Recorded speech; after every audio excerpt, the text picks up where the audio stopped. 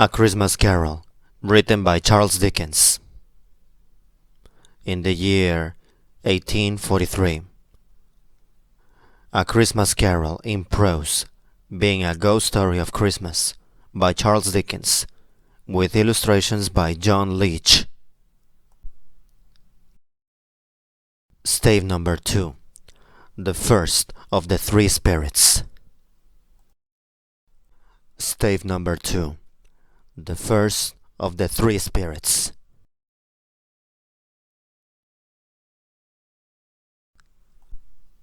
When Scrooge awoke, it was so dark that looking out of bed, he could scarcely distinguish the transparent window from the opaque walls of his chamber. He was endeavoring to pierce the darkness with his ferret eyes, when the chimes of a neighboring church struck the 4 quarters. So, he listened for the hour.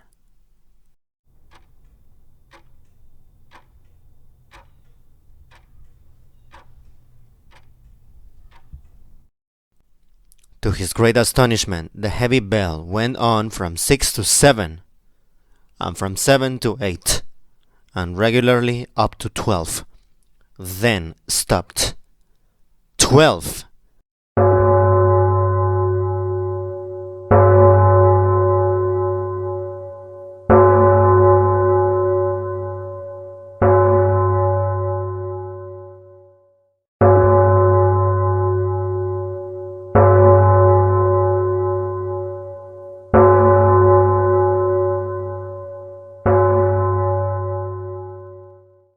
It was past 2 when he went to bed. The clock was wrong. An icicle must have got into the works. 12.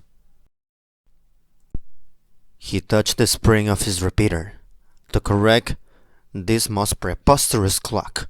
Its rapid little pulse beat 12, and stopped. "Why, it isn't possible," said Scrooge, "that I can have slept through a whole day and far into another night. It isn't possible that anything has happened to the sun, and this is 12 at noon." The idea being an alarming one, he scrambled out of bed and groped his way to the window. He was obliged to rub the frost off with the sleeve of his dressing gown before he could see anything, and could see very little then. All he could make out was that it was still very foggy and extremely cold, and that there was no noise of people running to and fro, and making a great stir, as there unquestionably would have been if night had beaten off bright day, and taken possession of the world. This was a great relief, because 3 days after sight of this first exchange pay to Mr. Ebenezer Scrooge, or his sooner, and so forth, would have become a mere United States security if there were no days to count by. Scrooge went to bed again, and thought and thought and thought it over and over and over, and could make nothing of it. The more he thought, the more perplexed he was, and the more he endeavored not to think, the more he thought. Marley's ghost bothered him exceedingly. Every time he resolved within himself, after mature inquiry, that it was all a dream, his mind flew back again, like a strong spring released, to its first position, and presented the same problem to be worked all through. Was it a dream or not?" Scrooge lay in this state until the chime had gone 3 quarters more, when he remembered, on a sudden, that the ghost had warned him of a visitation when the bell tolled 1. He resolved to lie awake until the hour passed, and considering that he could no more go to sleep than to go to heaven, this was perhaps the wisest resolution in his power. The quarter was so long that he was more than once convinced He must have sunk into a doze unconsciously, and missed the clock. At length, it brung upon his listening ear. Ding dong, ding dong. "A quarter past." Said Scrooge, counting. "Ding." Ding dong. "Half past." Said Scrooge. Ding dong, ding dong. "A quarter to it." Said Scrooge. Ding dong, ding dong. "The hour itself." Said Scrooge triumphantly. "And nothing else." He spoke before the hour bell sounded, which it now did with a deep, dull, hollow, melancholy one.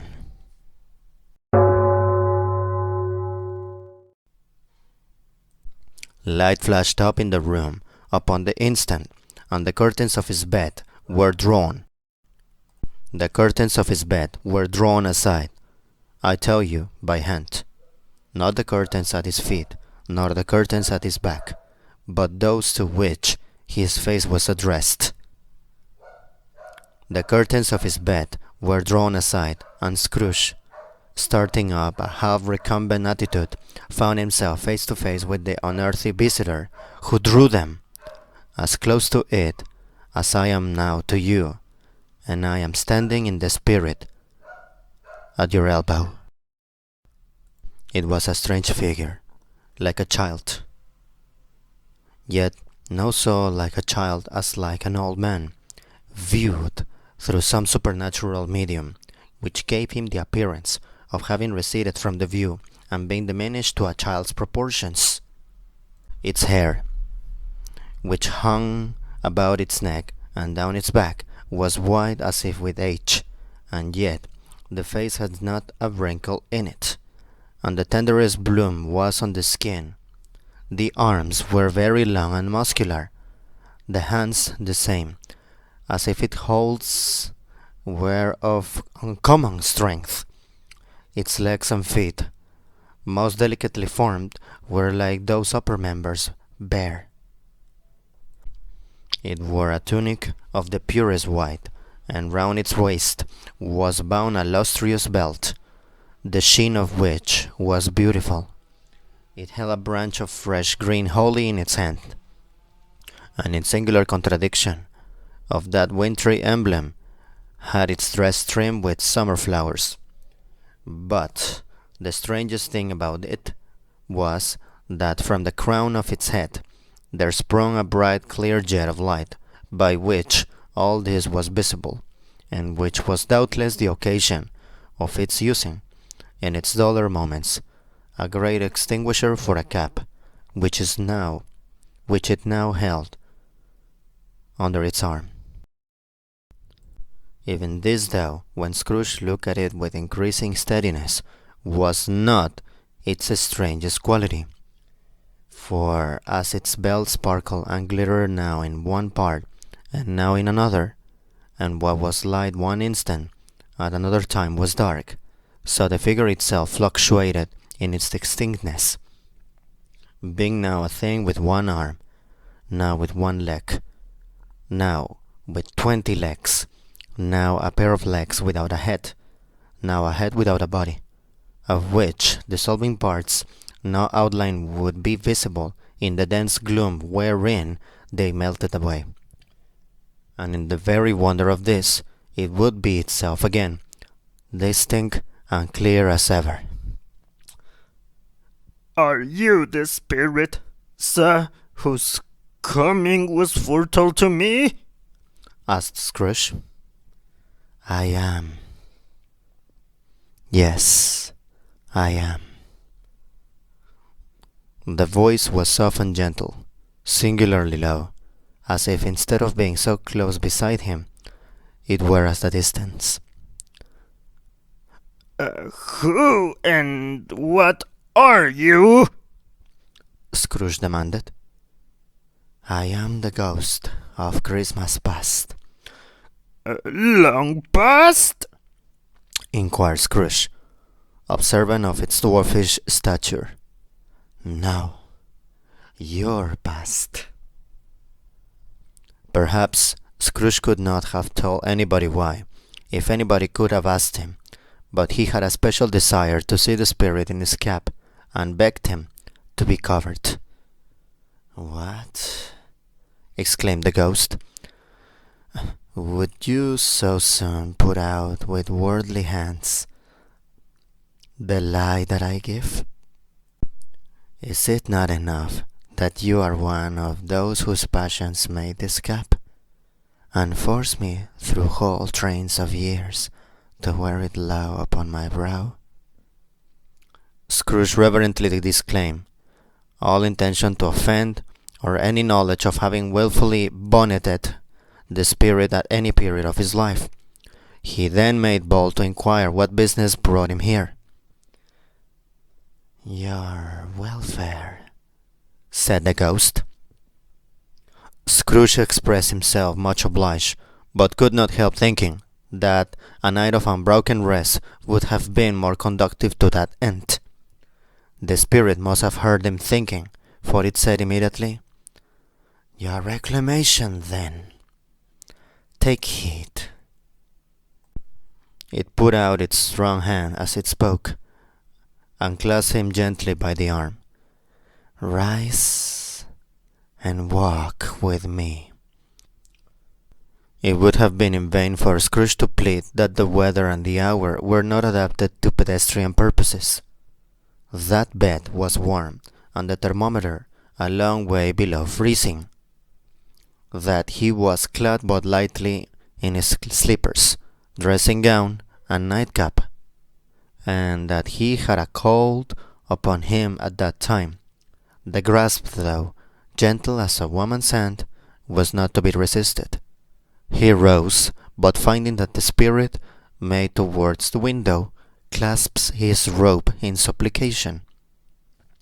"I am a mortal," Scrooge remonstrated. "and liable to fall." "Bear but a touch of my hand there," said the spirit, laying it upon his heart, "and you shall be upheld in more than this." As the words were spoken, they passed through the wall, and stood upon an open country road, with fields on either hand. The city had entirely vanished, not a vestige of it was to be seen. The darkness and the mist had vanished with it, for it was a clear, cold winter day, with snow upon the ground. "Good heaven!" said Scrooge, clasping his hands together as he looked about him. "I was bred in this place. I was a boy here." The spirit gazed upon him mildly. Its gentle touch, though it had been light and instantaneous, appeared still present to the old man's sense of feeling. He was conscious of 1,000 odors floating in the air, each one connected with 1,000 thoughts, and hopes, and joys, and cares long, long forgotten. "Your lip is trembling," said the ghost. "And what is that upon your cheek?" Scrooge muttered, with an unusual catching in his voice, that it was a pimple, and begged the ghost to lead him where he would. "You recollect the way?" inquired the spirit. "Remember it!" cried Scrooge with fervor. "I could walk it blindfold." "Strange to have forgotten it for so many years," observed the ghost. "Let us go on." They walked along the road, Scrooge recognizing every gate and post and tree, until a little market town appeared in the distance, with its bridge, its church, and winding river. Some shaggy ponies were now seen trotting towards them with boys upon their backs, who called to other boys in country gigs and carts, driven by farmers, All these boys were in great spirits and shouted to each other, until the broad fields were so full of merry music that the crisp air laughed to hear it. "These are the shadows of the things that have been," said the ghost. "They have no consciousness of us." The jocund travelers came on, and as they came, Scrooge knew and named them every one. Why was he rejoiced beyond all bounds to see them? Why did his skull eye glisten and his heart leap up as they went past? Why was he filled with gladness when he heard them give each other Merry Christmas as they parted at crossroads and byways for their several homes? What was Merry Christmas to Scrooge? Out upon Merry Christmas! What good had it ever done to him? What good had it ever done to him? "The school is not quite deserted," said the ghost. "A solitary child, neglected by his friends, is left there still." Scrooge said that he knew it, and he sobbed. They left the high road by a well-remembered lane, and soon approached a mansion of dull red brick, with a little weather-cock surmounted cupola on the roof and a bell hanging in it. It was a large house, but one of broken fortunes, for the spacious offices were little used, their walls were damp and mossy, their windows broken, and their gates decayed. Fowls clucked and strutted in the stables, and the coach houses and sheds were overrun with grass. Nor was it more retentive of its ancient state within, for entering the dreary hall, and glancing through the open doors of many rooms, they found them poorly furnished, cold, and vast. There was an earthy savour in the air, a chilly bareness in the place, which associated itself somehow with too much getting up by candlelight and not too much to eat. They went, the ghost and Scrooge, across the hall to a door at the back of the house. It opened before them and disclosed a long, bare, melancholy room, made barer still by lines of plain deal forms and desks. At one of these, a lonely boy was reading near a feeble fire, and Scrooge sat down upon a form, and wept to see his poor forgotten self as he used to be. Not a latent echo in the house, not a squeak and scuffle from the mice behind the paneling, not a drip from the half-thawed water spout in the dull yard behind, not a sign among the leafless boughs of one despondent poplar, not the idle swinging of an empty storehouse door. No, not a clicking in the fire, but fell upon the heart of Scrooge with a softening influence, and gave a freer passage to his tears. The spirit touched him in the arm, and pointed to his younger self, intent upon his reading. Suddenly, a man in foreign garments, wonderfully real and distinct to look at, stood outside the window, with an axe stuck in his belt, and leading by bridle an ass laden with wood. The spirit touched him on the arm, and pointed to his younger self, intent upon his reading. Suddenly, a man in foreign garments, wonderfully real and distinct to look at, stood outside the window, with an axe stuck to his belt, and leading by the bridle an ass laden with wood. "Why, it's Ali Baba!" Scrooge exclaimed in ecstasy. "It's dear honest Ali Baba! Yes! Yes, I know. One Christmas time, when yonder solitary child was left all alone, he did come for the first time just like that. Poor baby and Valentine, said Scrooge. and his wild brother Orson. There they go. And what's his name who was put down in his drawers asleep at the gate of Damascus? Don't you see him? And the Sultan's groom turned upside down by the genie. There he is upon his head. Serve him right, I'm glad of it. What business had he to be married to the princess? To hear Scrooge expending all the earnestness of his nature on such subjects, in a most extraordinary voice, between laughing and crying, and to see his heightened and excited face, would have been a surprise to his business friends in the city. Indeed. Oh, there's the parrot! Cried Scrooge.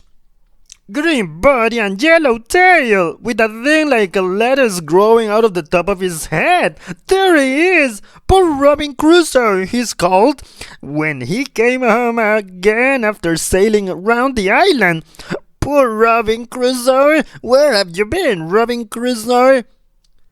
The man thought he was dreaming, but he wasn't. It was the parrot, you know. There goes Friday running for his life to the little creek. Hello, hello, hoop, hoop, hello. Then, with a rapidity of transition very foreign to his usual character, he said, in pity for his former self, Poor boy. And cried again, I wish, Scrooge muttered, putting his hand in his pocket and looking about him, after drying his eyes with his cuff. But it's too late now. It's too late now. What is the matter? What is the matter? Asked the spirit. Nothing. Nothing. Said Scrooge. Nothing. There was a boy singing a Christmas carol at my door last night. I should like to have given him something. That's all. The ghost smiled thoughtfully and waved its hand, saying, as it did so, Let us see another Christmas. The ghost smiled thoughtfully and waved its hand, saying, as it did so, Let us see another Christmas. Scrooge's former self grew larger at the words, and the room became a little darker and more dirty. The panels shrunk, the windows cracked, fragments of plaster fell out of the ceiling, and the naked lads were shown instead. But how all this was brought about, Scrooge knew no more than you do.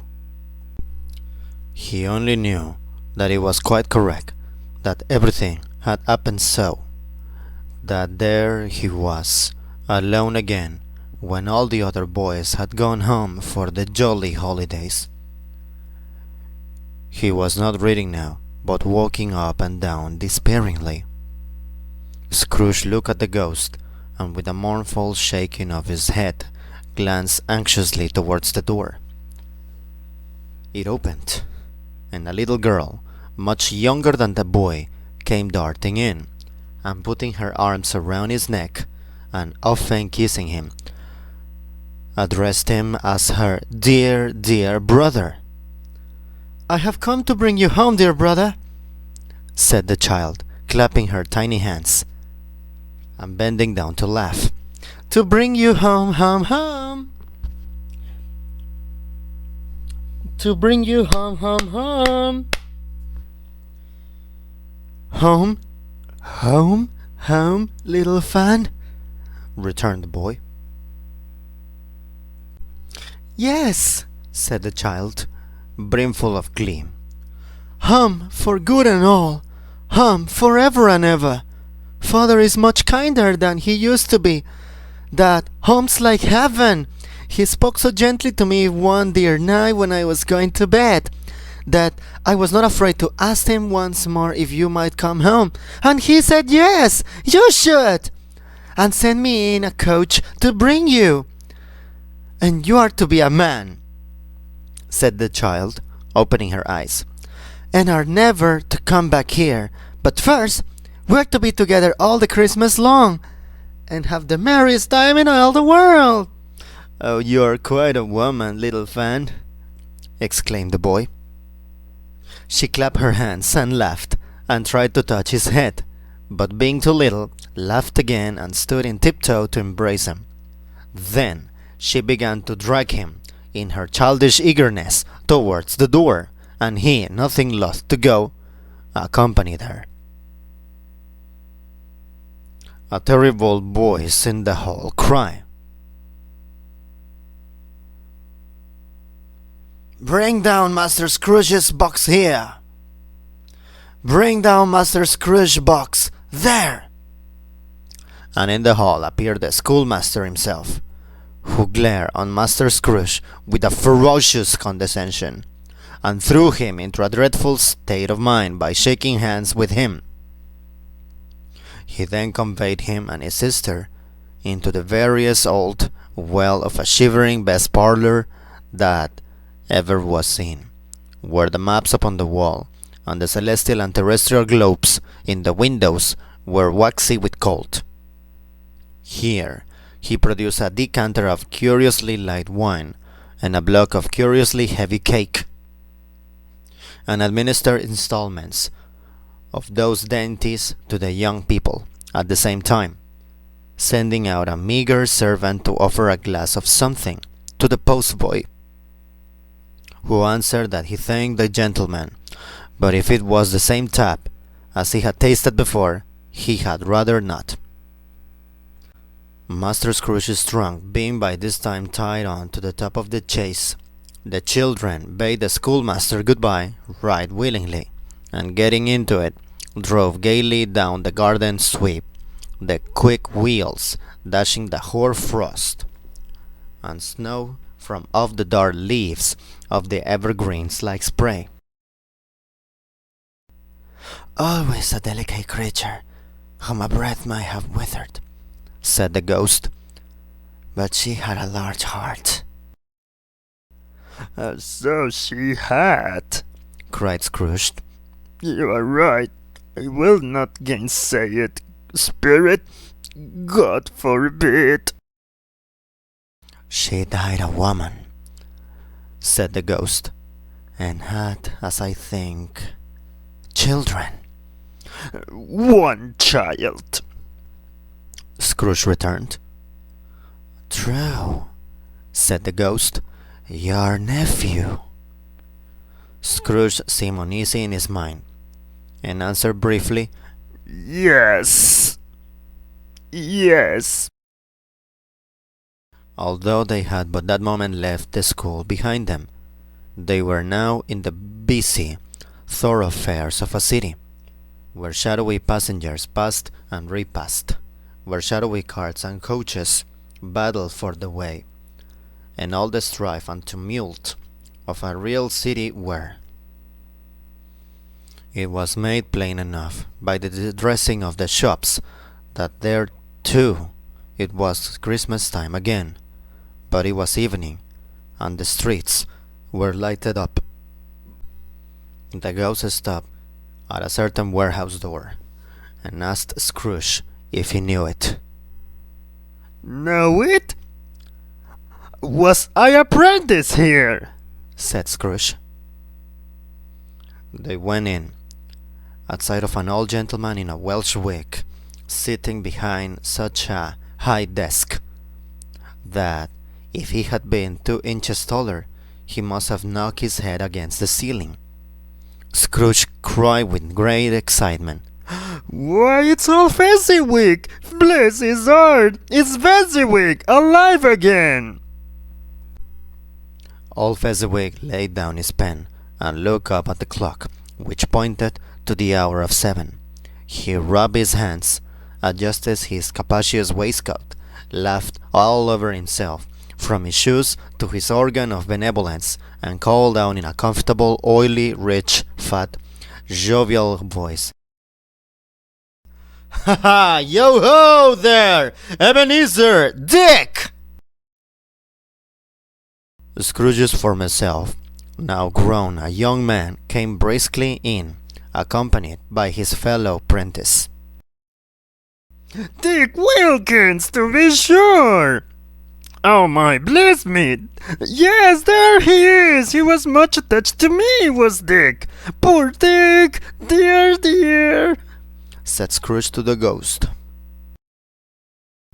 "Ha ha ha! Yo ho, my boys! No more war tonight! Christmas Eve, Dick! Christmas, Ebenezer! Let's have the shutters up before a man can say, 'Jack Robinson!'" said Fezziwig, and then he cried all Fezziwig with a sharp clap of his hands. "Before a man can say, 'Jack Robinson!'" You wouldn't believe how those two fellows went at it.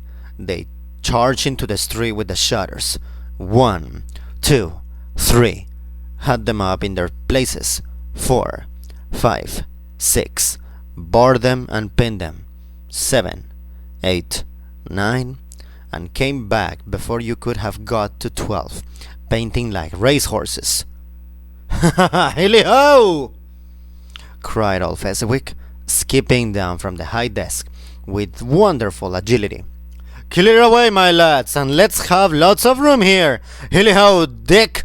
Cheer up, Ebenezer!" Clear away. There was nothing they wouldn't have cleared away or couldn't have cleared away with old Fezziwig looking on. It was done in a minute. Every movable was packed off, as if it were dismissed from public life forevermore. The floor was swept and watered. The lamps were trimmed. Fuel was heaped upon the fire. And the warehouse was as snug and warm and dry and bright a ballroom as you would desire to see upon a winter's night. In came a fiddler with a music book and went up to the lofty desk and made an orchestra of it and turned 50 stomachaches. In came Mrs. Fezziwig, one vast substantial smile. In came the 3 Miss Fezziwigs, beaming and lovable. In came the 3 Miss Fezziwigs, beaming and lovable. In came the 6 young followers, whose hearts they broke. In came all the young men and women employed in the business. In came the housemaid with her cousin, the baker. In came the cook, with her brother's particular friend, the milkman. In came the boy from over the way, who was supposed of not having bored enough from his masters, trying to hide himself behind the girl from next door but one, who was proved to have had her ears pulled by her mistress. In they all came, one after another, some shyly, some boldly, some gracefully, some awkwardly, some pushing, some pulling. In they all came, anyhow and everyhow. Away they all went, 20 couple at once, hands half around and back again the other way, down the middle and up again, round and round in various stages of affectionate grouping. All top couple always turning up in the wrong place, new top couple starting off again. As soon as they got there, all top couples at last, and not a bottom one to help them. When this result was brought about, old Fezziwig, clapping his hands to stop the dance, cried out, "Well done! Well done!" And the fiddler plunged his hot face into a pot of porter, especially provided for that purpose, but scorning rest. Upon his reappearance, he instantly began again, though there were no dancers yet, as if the other fiddler had been carried home, exhausted, on a shutter, and he were a brand new man resolved to beat him out of sight or perish.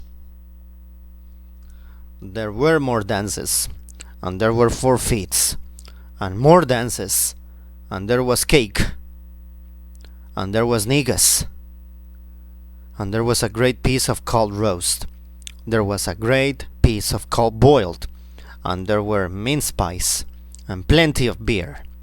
But the great effect of the evening came after the roast and boiled, when the fiddler, an artful dog, mind, the sort of man who knew his business better than you or I could have told him, stuck up Sir Roger de Coverley. Then old Fezziwig stood out to dance with Mrs. Fezziwig. Top couple too, with a good steep piece of work cut out for them. 3 or 4 and 20 pair of partners. People who were not to be trifled with. People who would dance and had no notion of walking. Mr. Fezziwig's ball. But if they had been twice as many, 4 times, all Fezziwig would have been a match for them, and so would Mrs. Fezziwig. As to her, she was worthy to be his partner in every sense of the term. If that's not high praise, tell me higher, and I'll use it. A positive light appeared to issue from Fezziwig's calves. They shone in every part of the dance like moons. You couldn't have predicted at any given time what would have become of them next. And when old Fezziwig and Mrs. Fezziwig had gone all through the dance, advance and retire, both hands to your partner, bow and curtsy, corkscrew, thread the needle, and back again to your place.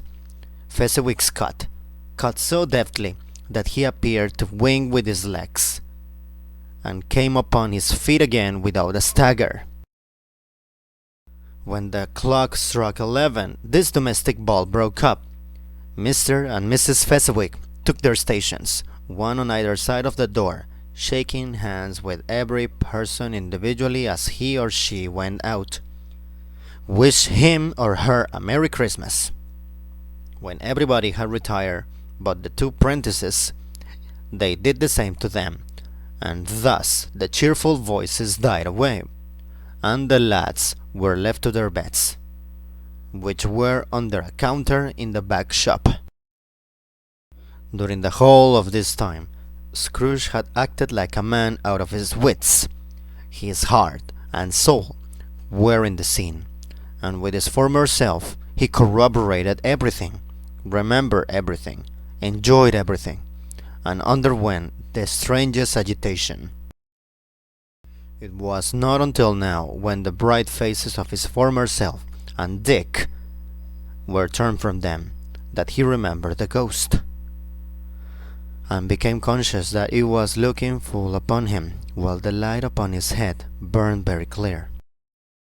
A small matter to make these silly folks so full of gratitude, said the ghost. Small? Echoed Scrooge. The spirit signed to him to listen to the 2 prentices, who were pouring out their hearts in praise of Fezziwig, and when he had done so, said, Why, is it not? He has spent but a few pounds of your mortal money, 3 or 4 perhaps. Is that so much that he deserves this praise? It isn't that, said Scrooge, heated by the remark, and speaking unconsciously like his former, not his latter, self. It isn't that, Spirit. He has the power to render us happy or unhappy, to make our service light or burdensome, a pleasure or a toil. Say that his power lies in words and looks, in things so slight and insignificant that it is impossible to add and count them up. What then? The happiness it gives is quite as great as if it cost a fortune. He felt the spirit's glance, and stopped. "What's the matter?" asked the ghost. "Nothing particular," said Scrooge. "Something, I think," the ghost insisted. "No, no. I should like to be able to say a word or two to my clerk just now. That's all," said Scrooge. His former self turned down the lamps as he gave utterance to the wish. And Scrooge and the ghost again stood side by side in the open air. "My time grows short." "Quick," observed the spirit. "Quick." This was not addressed to Scrooge, or to any one whom he could see, but it produced an immediate effect, for again Scrooge saw himself. He was older now, a man in the prime of life. His face had not the harsh and rigid lines of later years, but it had begun to wear the signs of a care and avarice. There was an eager, greedily restless motion in the eye, which showed the passion that had taken root, and where the shadow of the growing tree would fall. He was not alone, but sat by the side of a fair young girl in a morning dress, in whose eyes there were tears, which sparkled in the light that shone out of the ghost of Christmas past. "It matters little," she said softly. "To you, very little. Another idol has displaced me, and if it can cheer or comfort you in time to come, as I would have tried to do, I have not just cause to grieve." "What idol has displaced you?" he rejoined. A golden one." "This is the even-handed dealing of the world," he said.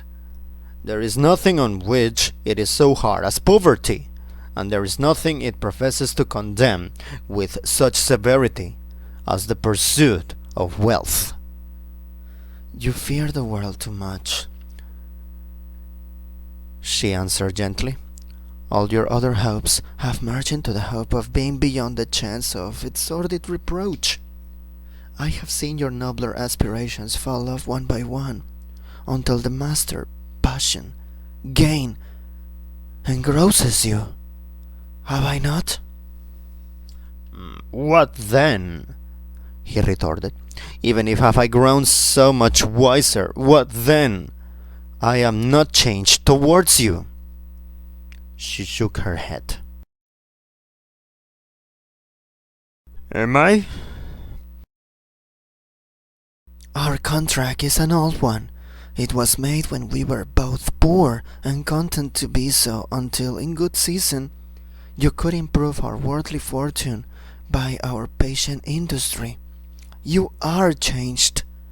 When it was made, you were another man." "I was a boy," he said impatiently. "Your own feeling tells you that you were not what you are. I am. That which promised happiness when we were one in heart is fraught with misery now that we are two. How often and how keenly I have thought of this, I will not say. It is enough that I have thought of it, and can release you." "Oh, have I ever sought release?" "In words, no. Never." "In what then?" "In a changed nature, in an altered spirit, in another atmosphere of life, another hope as its great end. In everything that made my love of any worth or value in your sight. If this had ever been between us," said the girl, looking mildly but with steadiness upon him, "tell me, would you seek me out and try to win me now?" "No." He seemed to yield to the justice of this supposition in spite of himself, but he said with a struggle, "You think not." I would gladly think otherwise if I could, she answered. Heaven knows. When have I learned a truth like this? I know how strong and irresistible it must be. But if you were free today, tomorrow, yesterday, can I even believe that you would choose a dowerless girl? You who in your very confidence with her weighed everything by gain, or choosing her, if for a moment you were false enough to your one guiding principle to do so, do I not know that your repentance and regret will surely follow? I do, and I release you, with a full heart for the love of him you once were. He was about to speak, but with her head turned from him, she resumed. You may. The memory of what is past half makes me hope you will have pain in this. A very, very brief time, and you will dismiss the recollection of it gladly as an unprofitable dream from which it happened well that you awoke. May you be happy in the life you have chosen. She left him, and they parted. Spirit, show me no more, show me no more, conduct me home. Why do you delight to torture me? Said Scrooge. One shadow more, exclaimed the ghost. No more! No more! I don't wish to see it! Show me no more! Cried Scrooge. But the relentless ghost pinioned him in his both arms and forced him to observe what happened next. They were in another scene and place, a room not very large or handsome, but full of comfort. Near to the winter fire sat a beautiful young girl, so like the last that Scrooge believed it was the same, until he saw her, now a comely matron, sitting opposite her daughter. The noise in this room was perfectly tumultuous, for there were more children there than Scrooge in his agitated state of mind could count, and unlike the celebrated herd in the poem, they were not 40 children conducting themselves like one, but every child was conducting itself like 40. The consequences were uproarious beyond belief, but no one seemed to care. On the contrary, the mother and daughter laughed heartily and enjoyed it very much, and the latter, soon beginning to mingle in the sports, got pillaged by the young brigands most ruthlessly. What would I have not given to be one of them? Though I never could have been so rude. No. I wouldn't, for the wealth of all the world, have crushed that braided hair and torn it down, and for the precious little shoe, I wouldn't have plucked it off. God bless my soul, to save my life. As to measuring her waist in sport, as they did, bold young brood, I couldn't have done it. I should have expected my arm to have grown around it for a punishment, and never come straight again. And yet I should have dearly liked, I own, to have touched her lips, to have questioned her, that she might have opened them, to have looked upon the lashes of her downcast eyes, and never raised a blush, to have let loose waves of hair, an inch of which would be a keepsake beyond price. In short, I should have liked, I do confess, to have had the lightest license of a child, and yet to have been man enough to know its value. But now a knocking at the door was heard, and such a rush immediately ensued that she, with laughing face and plundered dress, was borne towards it, the center of a flushed and boisterous group, just in time to greet the father, who came home attended by a man laden with Christmas toys and presents. Then the shouting and the struggling, and the onslaught that was made on the defenseless porter. the scaling him with chairs for ladders to dive into its pockets, despoil him of brown paper parcels, hold on tight by his cravat, hug him around his neck, pummel his back, and kick his legs in irrepressible affection. The shouts of wonder and delight with which the development of every package was received. The terrible announcement that the baby had been taken in the act of putting a doll's frying pan into his mouth, and was more than suspected of having swallowed a fictitious turkey, glued on a wooden platter. The immense relief of finding this a false alarm. The joy and gratitude and ecstasy, they were all indescribable alike. It is enough that by degrees the children and their emotions got out of the parlor, and by one stair at a time, up the top of the house, where they went to bed, and so subsided. And now Scrooge looked on more attentively than ever, when the master of the house, having his daughter leaning fondly on him, sat down with her and her mother at his front fireside.